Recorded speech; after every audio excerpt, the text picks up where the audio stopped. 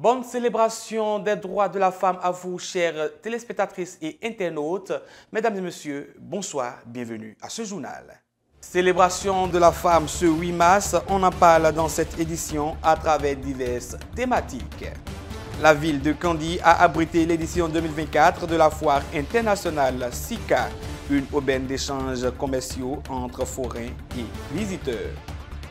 Le sport sera également au rendez-vous avec les rencontres entrant dans le cadre des journées FIFA. Mesdames et messieurs, de nouveau, bonsoir à vous. Dans notre société, les femmes sont de plus en plus intégrées dans le processus de développement à la base. Cependant, de grands défis restent à relever dans ce sens.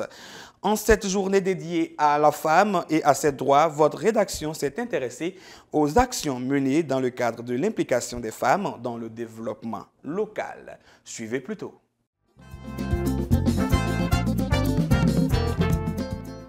Travailler à la création d'une société plus juste et plus égalitaire pour un développement réel et durable est la tendance actuelle au Bénin.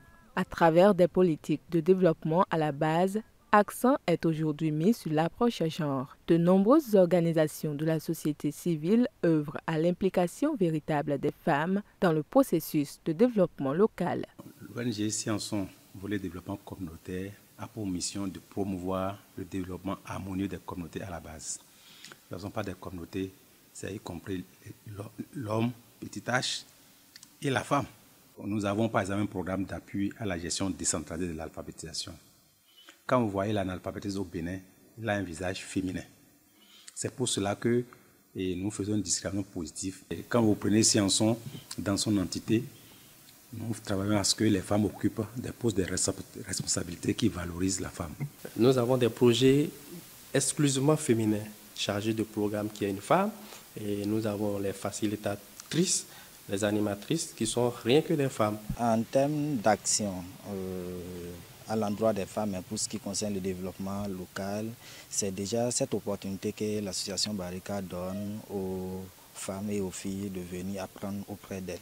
L'autre chose également, c'est les actions de plaidoyer que l'association Barika mène à l'endroit des leaders, que ce soit leaders religieux, les élus locaux, pour que les femmes soient impliquées dans les instances de prise de décision et que les femmes également puissent accéder à des postes de direction. Les actions se multiplient depuis quelques années pour l'implication des femmes dans le processus de développement à la base et des impacts sont déjà palpables dans la société.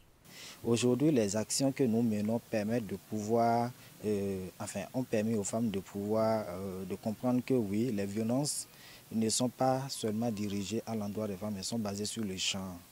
Aujourd'hui, vous allez entendre une femme parler, elle dira plus oui, la femme est ci, la femme est ça, c'est l'homme qui fait non. Elle sait que oui, je suis désormais l'un des maillons de la société et j'appartiens à cette société-là et que je dois me battre pour pouvoir vraiment discuter de la place avec l'homme. Quand tu vois aujourd'hui les filles s'exprimer, on sent que ça a pris. Au niveau des partis politiques aujourd'hui, elles jouent un rôle très très important et elles sont positionnées. On est tous nés égaux. Et à partir de cet instant-là, on est en mesure de développer les mêmes capacités. C'est vrai que les femmes sont contraintes à un certain nombre de dispositions sociales. Mais aujourd'hui, tout cela est en train d'être levé. La machine de promotion genre est ainsi en marche, mais des défis sont encore à relever par la société et par les femmes en particulier. Vu la dynamique du monde actuel, la femme doit aussi se valoriser davantage. Elle a déjà cette valeur, mais elle doit se valoriser davantage en se disant que je peux. Autre chose également que je vais évoquer comme étant un défi au sein de la société, c'est ce défi-là où les stéréotypes n'ont pas encore pris fin. On pense toujours que oui, quand il s'agit des travaux domestiques, il faut reléguer ça à la femme, il faut peut-être les courses hors de la maison, reléguer ça à l'homme. Non, pas forcément. C'est une entente entre les deux partenaires. Les femmes se fassent confiance. Il faut que les femmes se mettent à prendre, arracher le rôle qui leur revient dans la société et que l'État nous encourage et qu'il y ait des dispositions législatives qui donnent cette priorité, qui donnent cette légalité à tout ce qui se fait aujourd'hui.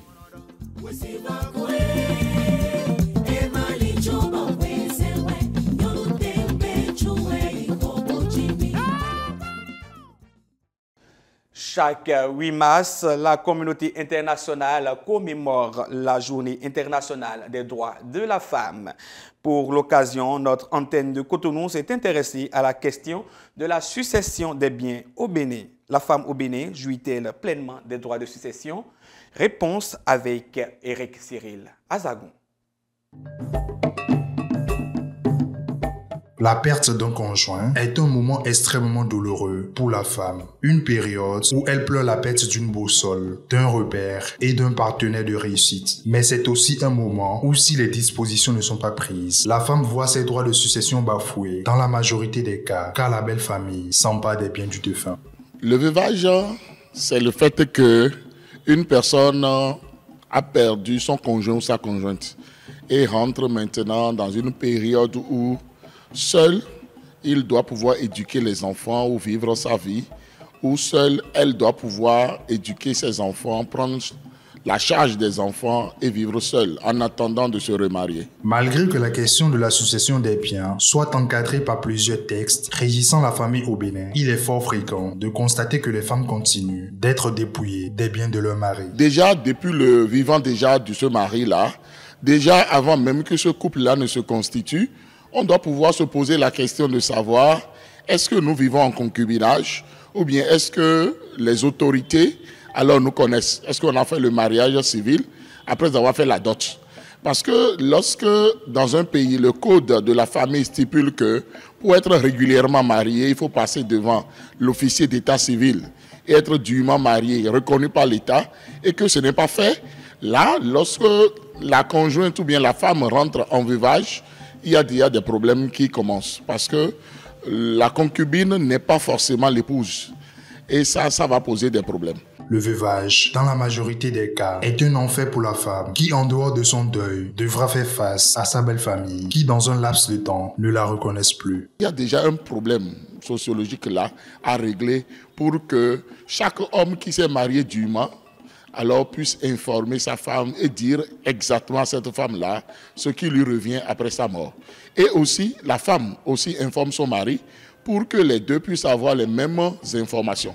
Et s'il y a des dispositions testamentaires, qu'on puisse aussi informer de part et d'autre. Deux personnes qui s'aiment et qui veulent se mettre en couple doivent respecter le code de la famille du pays, doivent aller devant l'officier d'état civil pour se marier dûment, doivent savoir dans quel régime matrimonial ils sont en train de se marier. Parce que si on a toujours peur, parce qu'on est sous pression, et qu'on dit, bon, est-ce que tu vas oser aller parler de ta belle famille à la justice?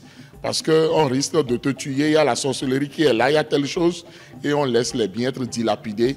Ça n'aide pas alors l'évolution des enfants. En cette journée du 8 mars, dédiée aux droits de femmes, des réflexions doivent être mûries afin de permettre à toutes les femmes de jouir pleinement de leurs droits de succession.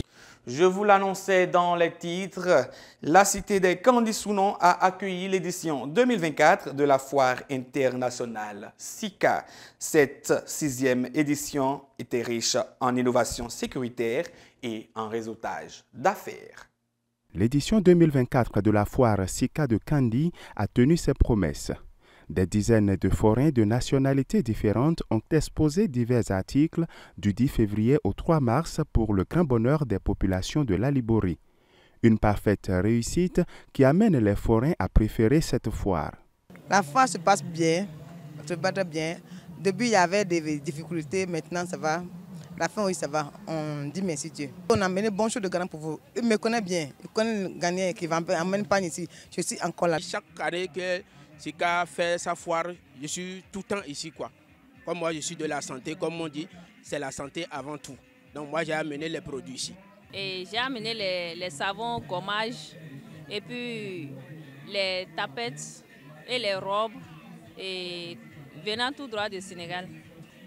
Mais on rend grâce à Dieu. Je remercie les organisateurs pour les efforts qu'ils font pour nous satisfaire chaque année. Je remercie aussi la population de Kandi. Je demande à l'organisateur de souvent faire effort de nous faire la publicité, parce que c'est important. C'est une très bonne initiative que nous avons accompagnée et ça nous a permis de faire la promotion de nos produits que nous avons, de faire connaître à la population de Kandi et ses environs les différents types de produits, les innovations que nous avons eues. À travers la foire Sika de Kandi, les habitants de cette ville et des communes environnantes se sentent honorés et n'ont plus besoin de parcourir de longues distances pour faire des achats. La foire, ça se passe bien. Par exemple, l'habit que je viens de porter là, c'est grâce à l'édition de 2023 que j'ai pu payer ce paille. Moi, j'aime bien le style. C'est vraiment un lieu d'échange. Étant dans la Riboli, était éloigné de Cotonou. Avec ces organisations, avec ces foires, ça nous permet de se voir quand même heureux, d'avoir tout ce dont nous avons besoin. On n'en vit plus celui qui est à Cotonou. C'est un lieu d'échange, ça nous permet d'avoir tout ce que nous voulons en temps réel. La principale innovation de cette 6e édition est l'installation de caméras de surveillance pour une meilleure sécurisation des lieux. Sur le site, il y a actuellement 36 caméras qui sont installées de part et d'autre sur le site.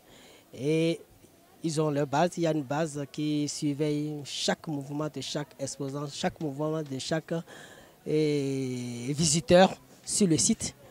Donc, pourquoi l'installation de ces caméras de surveillance? C'est pour décourager les visiteurs mal intentionnés. Donc, ça fait partie de nos mesures sécuritaires qui ont permis à la direction départementale de la police de nous encourager, de nous donner des coups de main pour sécuriser la 6e édition de la foire internationale de Kandi. Aux exposants, aux forains qui se sont déplacés de part et d'autre, je les encourage et je leur dis merci de pouvoir venir jusqu'à Kandi pour venir exposer leurs produits, quitte à eux, et non seulement de réaliser des chiffres d'affaires, mais aussi de gagner des partenariats d'affaires, des contrats de partenariat avec les populations de Kandi et de la Riboli en général. Donc je leur dis merci et je les encourage également malgré la morosité économique. La 6e édition de la foire Sika de Kandi s'est achevée le 3 mars. Organisateurs, forains et populations se donnent rendez-vous pour la 7e édition en 2025. Eh bien, mesdames et messieurs, en prélude aux 2 rencontres entrant dans le cadre des journées FIFA de mars 2024, le sélectionneur du Bénin a rendu public ce jour la liste des joueurs pour la confrontation face à la Côte d'Ivoire et au Sénégal. En prélude aux 2 matchs amicaux que vont livrer les Guépards du Bénin contre la Côte d'Ivoire le 23 mars et face au Sénégal le 26 mars, le sélectionneur du Bénin Gernot Rohr a rendu public ce vendredi 8 mars la liste des 25 Guépards qui seront du rendez-vous d'Amiens en France. 2 nouvelles têtes font leur apparition, en l'occurrence Mariano Awangbo de l'AS Soliman et Lenny Biringel de Bordeaux FC. Je me suis dit, nos jeunes joueurs vont pouvoir progresser dans ces 2 matchs. Ce sont les 2 derniers champions d'Afrique, comme vous le savez. Et même si ça va pas être simple de les battre, mais pourquoi pas. Et puis si jamais on fait un bon résultat, même un match nul, on va gagner beaucoup plus de place dans la hiérarchie, dans le ranking FIFA. Gernot Rohr fait une fois de plus confiance à la jeunesse, à l'instar de Rachid Moumini, Prince Ricardo Dossou et bien d'autres. Rachid Moumini, oui, avec Aïma. Il vient de faire un stage extraordinaire en Autriche et en République tchèque, où il a fait des matchs amicaux et il a signé. Donc je ne vais pas enlever un joueur qui est en train de confirmer tout le bien qu'on peut penser de lui et avec tout ce qu'il a fait pour notre équipe, parce qu'il ne joue pas actuellement dans son club local. Chacun fera son idée, coach. Ensuite, Sankamao. Oui. Voilà, il joue avec son club local. Et il y avait des interruptions et j'ai de bons échos. Il n'y a aucune raison de le sortir de ce groupe. Il a prouvé sa valeur contre notamment les champions d'Afrique de l'époque, ici même, dans un match où il a été à la hauteur. Chaque fois que je l'ai vu, il était bon.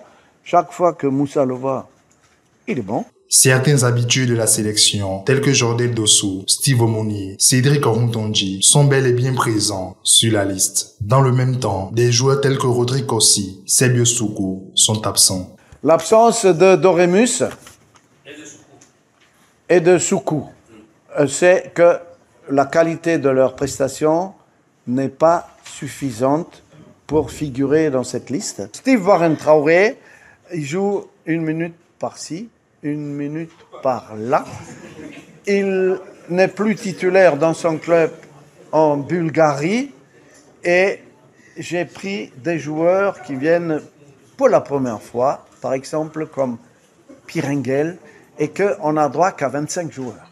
Une mauvaise nouvelle pour les Guépards du Bénin qui risquent de ne pas jouer leur match face au Nigeria et au Rwanda en juin prochain, comptant pour les éliminatoires de la Coupe du Monde 2026 au stade général Mathieu Kérékou. Cause la non-homologation du stade. Évidemment, jouer des matchs contre le Nigeria, comme vous dites, en Côte d'Ivoire ou même au Togo, c'est désolant pour le public.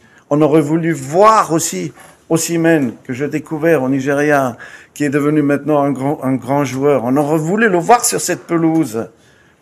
C'est dramatique de ne pas pouvoir assister à ces matchs-là à Cotonou et ça diminue nos chances de gagner le match aussi. Il faut noter que ces 2 matchs amicaux face à la Côte d'Ivoire et au Sénégal entrent dans le cadre de la préparation pour les prochaines joutes.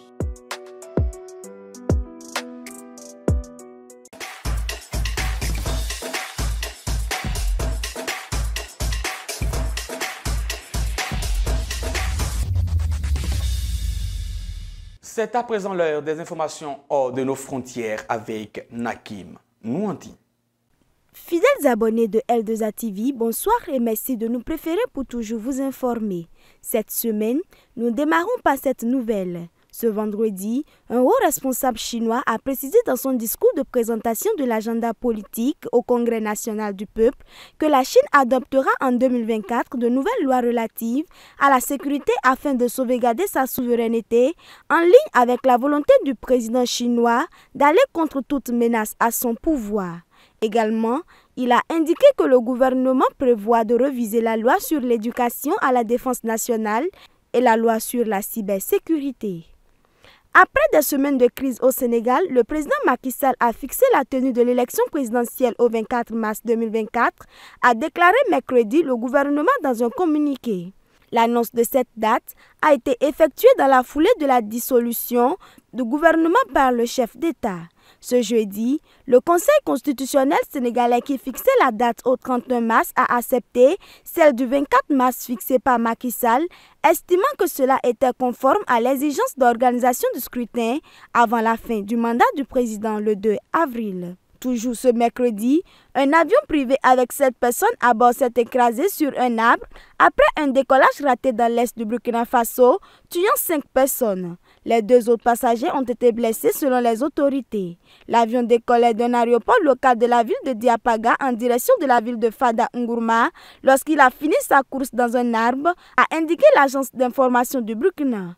Les 2 blessés ont été transportés d'urgence dans un centre de santé et les autorités ont ouvert une enquête sur l'accident, a indiqué le ministère des Transports du Burkina Faso dans un communiqué. Autre information, des hommes armés ont attaqué une école dans le nord-ouest du Nigeria ce jeudi matin et ont enlevé au moins 287 élèves. Alors que dans le nord-est du Nigeria, 50 personnes, principalement des femmes, avaient été enlevées par des insurgés islamiques présumés, selon une déclaration faite ce mercredi par des responsables locaux et un résident. Les combattants de Boko Haram et de l'État islamique en Afrique de l'Ouest ont principalement opéré dans l'État de Borno au nord-est, ciblant les forces de sécurité et les civils. C'est tout pour ce journal que nous vous remercions d'avoir suivi. Mais avant de nous quitter, retenez ce proverbe africain. La femme est la ceinture du pantalon de l'homme. La femme est une aide, elle est un soutien pour l'homme. Pour ce rôle que vous jouez, chères femmes, très belle célébration de la Journée internationale de la femme. À vous.